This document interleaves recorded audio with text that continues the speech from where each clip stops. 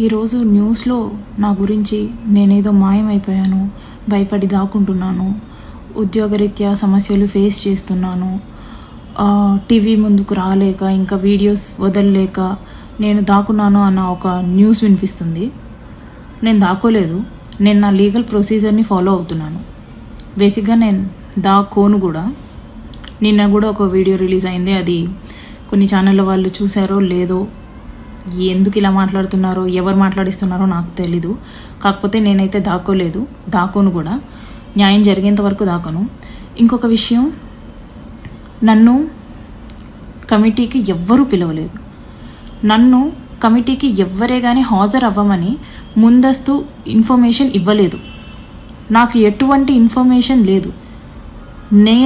నేను శివశంకర్ గారికి కాంటాక్ట్ అయ్యి, ఆయన నంబర్ సంపాదించి శివశంకర్ గారికి కాంటాక్ట్ అయ్యి నాకు నేనుగా, సార్ మీరు శ్రీధర్ వర్షన్ మాత్రమే విన్నారు, నేను నా వర్షన్ కూడా తెలియజేసుకోవాలనుకుంటున్నాను, సో నేను పెన్ డ్రైవ్ పంపిస్తున్నాను విత్ అటాచ్డ్ విత్ లెటర్ అని చెప్పేసి నేను లెటర్ పంపించడం జరిగింది.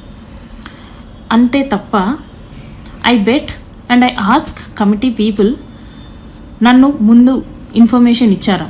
ఇస్తే ఎవరితో ఇప్పించారు?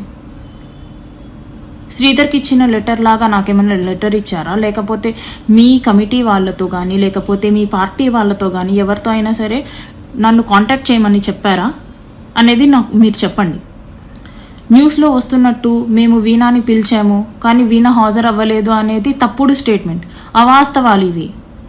నేను దీన్ని అంగీకరించను. ఎందుకంటే నాకు ఎటువంటి ఇన్ఫర్మేషన్ లేకుండా మీరు నన్ను పిలిచారు అన్నదాన్ని నేను ఒప్పుకోను. And I'm dam willing to meet all of you.